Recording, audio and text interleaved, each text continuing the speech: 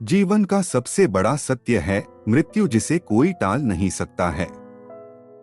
जो मृत्युलोक में आया है उसे एक दिन अपने शरीर को छोड़कर जाना ही है। शरीर में मौजूद ऊर्जा, जिसे आत्मा कहते हैं, वह समाप्त नहीं होती, बस रूपांतरित होती रहती है।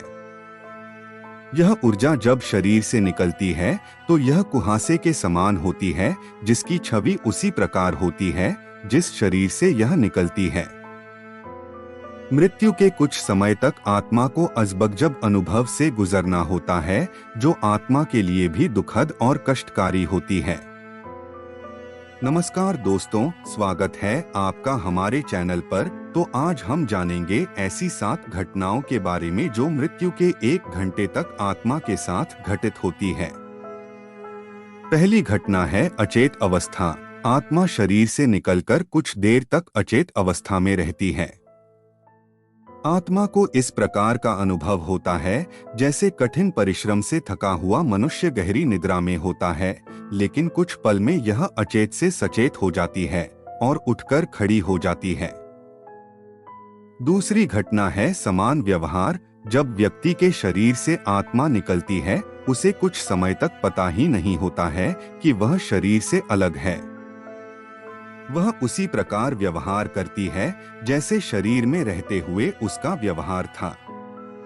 तीसरी घटना है बेचैनी और छटपटाहट। शरीर से निकलकर खड़ी आत्मा अपने सगे संबंधियों को पुकारती है, लेकिन उसकी आवाज कोई सुन नहीं पाता है।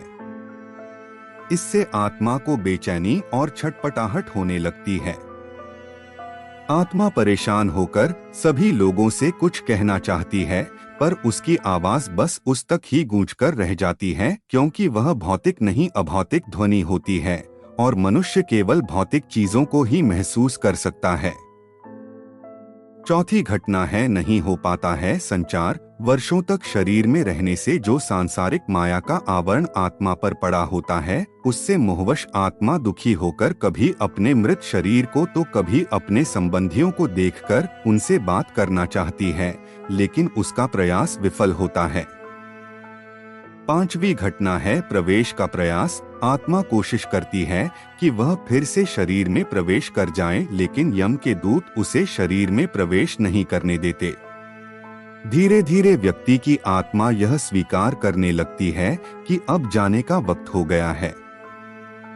मोह का बंधन कमजोर होने लगता है और वह मृत्यु लोक विदा होने के लिए तैयार हो जाती है।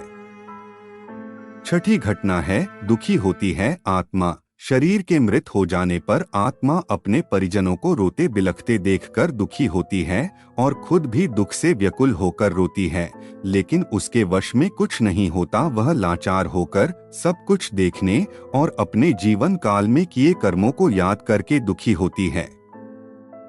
यम के दूत आत्मा से कहते हैं कि चलो, अब यहाँ से चलने का समय आ गया है, और कर्मों के अनुसार उसे लेकर यम मार्ग की ओर चल पड़ते हैं।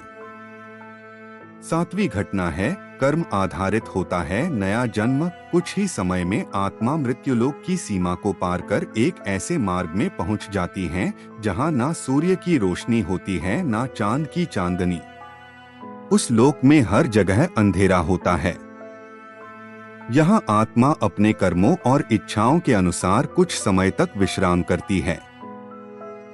कुछ आत्माएं जल्दी शरीर धारण कर लेती हैं, तो कुछ लंबे समय तक विश्राम के बाद अपनी इच्छा के अनुसार नया शरीर धारण करती है। तो दोस्तों, आपको हमारी ये वीडियो कैसी लगी हमें कमेंट करके जरूर बताएं, और वीडियो अंत तक देखने के लिए शुक्रिया।